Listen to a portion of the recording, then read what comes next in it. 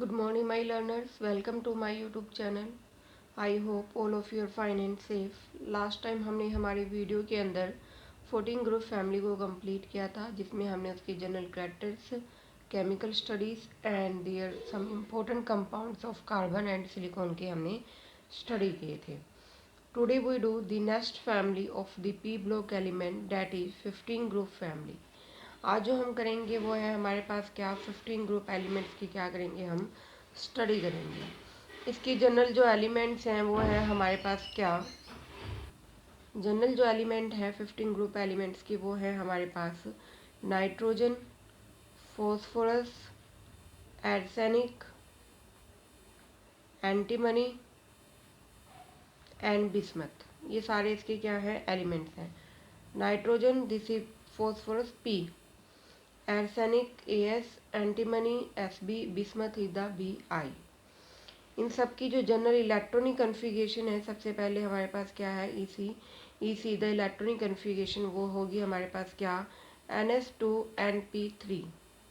इनकी जनरल जो electronic configuration मिलती है वो मिलती है NS2NP3, यानी कि इनके वैलेंस शेल में कितने इलेक्ट्रॉन्स होंगे मैक्सिमम 3 इलेक्ट्रॉन्स की क्या है होगी यहाँ पे फिलिंग होगी हमारे पास. ओके, अंडरस्टूड, समझ आई बात सभी को. देन सेकंड है हमारे पास क्या एटॉमिक रेडियाई. तो एटॉमिक रेडियाई फिर से अब हम क्या आ चुके हैं लेफ्ट टू राइट आ गए हैं. तो इनकी रेडियाई क्या होगी स्मॉल होगी. इनकी रेडियाई क्या मिलती है स्मॉल. रीजन फिर से वही हाई इफेक्टिव न्यूक्लियर चार्ज है, साइज स्मॉल हो रहा है इसलिए रेडियाई क्या हो जाती है स्मॉल होती है.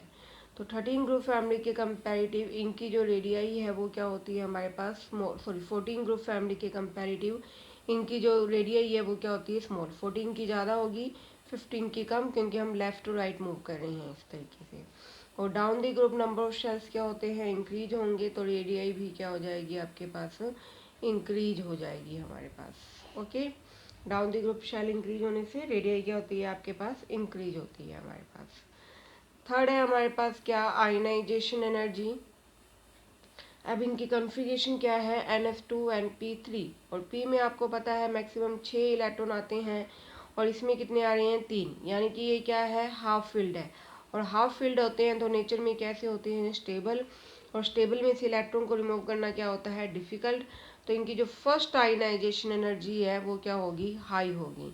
इनकी फर्स्ट आयनाइजेशन एनर्जी क्या मिलती है आपको हाई मिलती है. ठीक है, हाई होगी यहाँ. फर्स्ट आयनाइजेशन एनर्जी कैसी मिलेगी आपको हाई मिलेगी, क्योंकि इनकी कन्फिगरेशन कैसी है स्टेबल इलेक्ट्रॉनिक क्या है इनकी कन्फिगरेशन मिलती है हमारे पास.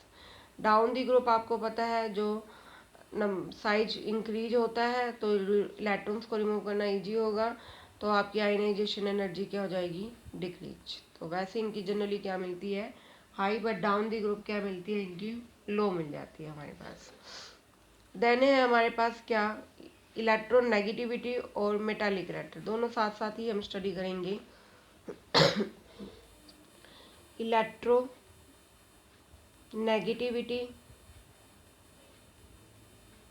And metallic character. Metallic character दोनों आयनाइजेशन एनर्जी से ही रिलेट करते हैं. जो इलेक्ट्रो नेगेटिविटी होती है नेगेटिविटी वो डायरेक्टली प्रोपोर्शनल होती है किसके आयनाइजेशन एनर्जी के. और जो मेटालिक कैरेक्टर या फिर आप कह सकते हो पॉजिटिविटी इलेक्ट्रो पॉजिटिविटी वो होती है inversely proportional of ionisation energy. तो अगर अब आपको पता है 15 ग्रुप फैमिली की आयनाइजेशन एनर्जी क्या है हाई स्टेबल कन्फिगरेशन की वजह से, तो इनकी नेगेटिविटी क्या होगी आपके पास ज़्यादा मिलेगी. डाउन दी ग्रुप अगर डिक्रीज हो रही है तो नेगेटिविटी भी क्या हो जाएगी डिक्रीज हो जाएगी. सेम इसी तरीके से आपके पास क्या है मेटालिक कैरेक्टर है इन्वर्सली प्रोपोर्शनल. अगर इनकी क्या है आयनाइजेशन एनर्जी देखो जनरली हाई है तो इनका मेटालिक कैरेक्टर कैसा मिलेगा आपके पास लेस मिलेगा. और डाउन दी ग्रुप आपके पास मेटालिक कैरेक्टर क्या होता चला जाएगा इंक्रीज होता चला जाएगा आपके पास. ओके, अंडरस्टूड, समझ आ गई बात सभी को. तो ionisation energy down the group अगर डिक्रीज हो रही है तो मेटालिक कैरेक्टर इंक्रीज होगा, क्योंकि ये दूसरे की क्या है इन्वर्सली प्रोपोर्शनल है हमारे पास. तो इस बेस पे हमारे पास क्या है जो नाइट्रोजन और फॉस्फोरस हैं वो दोनों क्या होते हैं नॉन मेटल फॉर्म में एडजस्ट करते हैं, क्योंकि जो जितनी ज़्यादा लेस इलेक्ट्रो पॉजिटिव होते हैं वो उतने ही नेचर में क्या होते हैं नॉन मेटल्स, और जो जितने ज़्यादा इलेक्ट्रोपॉजिटिव होते हैं उतने ही क्या होते हैं, मेटल। तो नाइट्रोजन और फॉस्फोरस क्या है, नॉन मेटल है।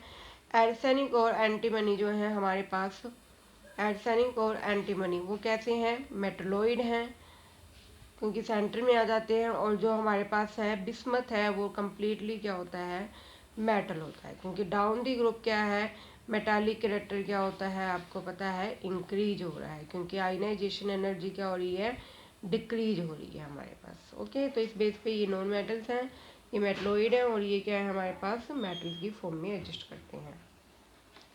देन है आपकी नेक्स्ट जो प्रॉपर्टी है वो है हमारे पास क्या, ऑक्सीडेशन स्टेट। ठीक है, ऑक्सीडेशन स्टेट में हमारे पास क्या होता है, इनकी कन्फिगरेशन क्या है, NH2 NP3 है हमारे पास। तो ये क्या करते हैं, टोटल इलेक्ट्रॉन कितने हैं, 5। ठीक है, तो टोटल इलेक्ट्रॉन कितने हुए इनके पास है, 5। तो 5 इलेक्ट्रॉन को लॉस करना बहुत डिफिकल्ट है इनके लिए, तो ये ज़्यादातर क्या करते हैं, गेन, यानी कि इनकी ऑक्सीडेशन स्टेट क्या आ सकती है, -3। अपना ऑक्टेट कंप्लीट करने के लिए इन्हें सिर्फ कितने इलेक्ट्रॉन चाहिए, 3, तो ये -3 क्या कर सकते हैं, गेन कर सकते हैं। इसके अलावा ये +5 भी लॉस कर सकते हैं, +3 भी लॉस कर सकते हैं, +2 भी कर सकते हैं, क्योंकि इनके पास 5 इलेक्ट्रॉन्स हैं।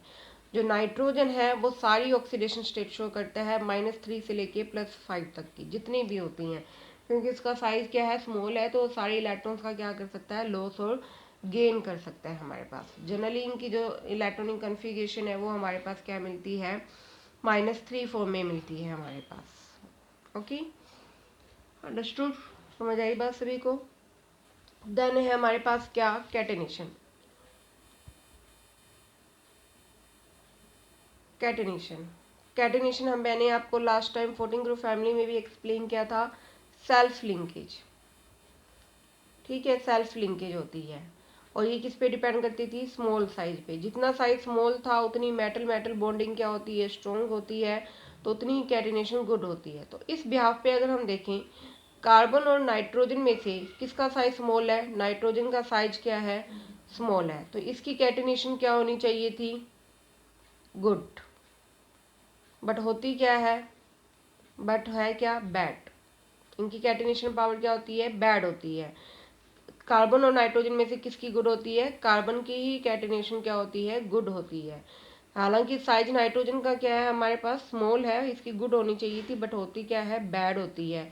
क्यों, क्योंकि इसमें क्या मिलते हैं, लोन पेयर ऑफ इलेक्ट्रॉन्स मिल जाते हैं।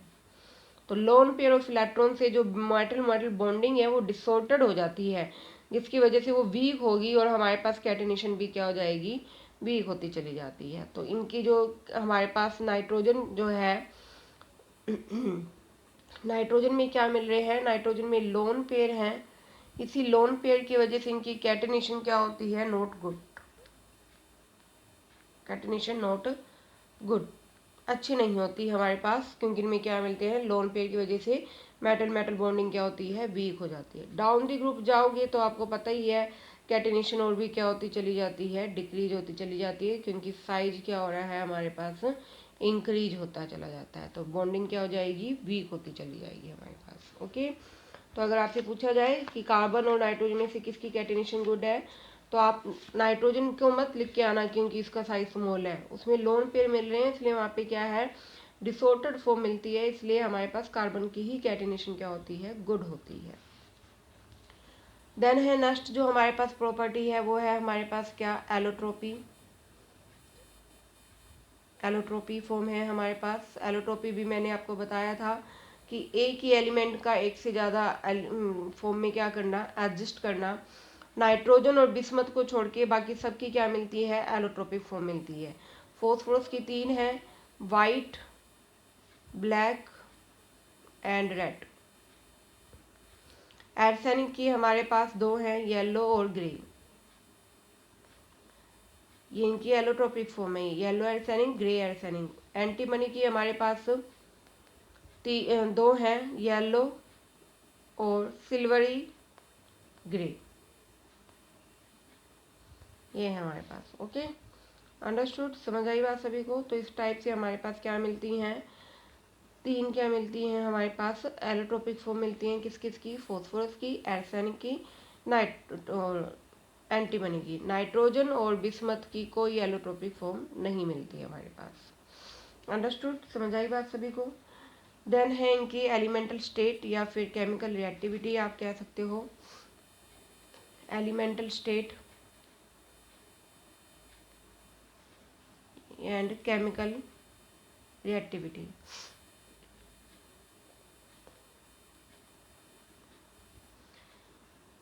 नाइट्रोजन क्या है, गैसेस फॉर्म में एग्जिस्ट करती है और इनके बीच में क्या मिलते हैं, ट्रिपल बॉन्ड फॉर्म मिलती है हमारे पास। ये ट्रिपल बॉन्ड क्यों मिलते हैं, क्योंकि इसके भी इलेक्ट्रॉन 2p में है, इसके भी इलेक्ट्रॉन 2p में है, तो दोनों में क्या हो जाती है, बैक बॉन्डिंग हो जाती है। ठीक है, बैक बॉन्डिंग होती है, इसलिए इसमें क्या मिलते हैं, ट्रिपल बॉन्ड फॉर्म मिलते हैं और इसलिए ये अपना ऑर्बिट क्या करती है, इस तरीके से कंप्लीट करती है। तो नाइट्रोजन के अंदर क्या मिल रहे हैं, मल्टीपल बॉन्डिंग मिल रही है। ये मल्टीपल बॉन्डिंग किसकी वजह से पॉसिबल हो रही है, क्योंकि इसमें दोनों के जो इलेक्ट्रॉन्स हैं वो 2p के अंदर है, दोनों में ओवरलैपिंग गुड हो रही है, बैक डोनेशन पॉसिबल है वहाँ पे।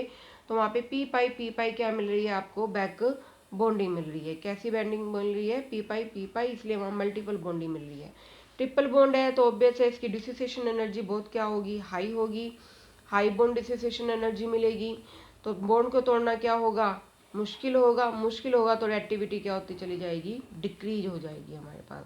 तो नाइट्रोजन की रिएक्टिविटी क्या होती है आपके पास, लो होती है आपके पास। ओके, मल्टीपल बॉन्डिंग है, मल्टीपल बॉन्डिंग में हमें बॉन्ड डिसोसिएशन एनर्जी ज़्यादा देनी पड़ेगी।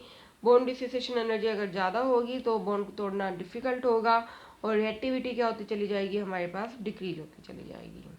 डाउन दी ग्रुप वाले जो मेंबर्स हैं वो मल्टीपल बॉन्डिंग नहीं करते हैं due to the large size की वजह से। डाउन दी ग्रुप जो है no back bonding, no back bonding, ठीक है, कोई बैक बॉन्डिंग नहीं मिलती due to the large size. वो सिंगल बॉन्ड में ही क्या करते हैं, एडजस्ट करते हैं। जैसे फॉस्फोरस है वो p4 में एडजस्ट करता है, सिंपल सिंगल बॉन्ड बनाता है। वो कैसे बॉन्ड बनाता है, सिंगल बॉन्ड बनाता है आपके पास। अंडरस्टूड, समझ आ गई बात सभी को।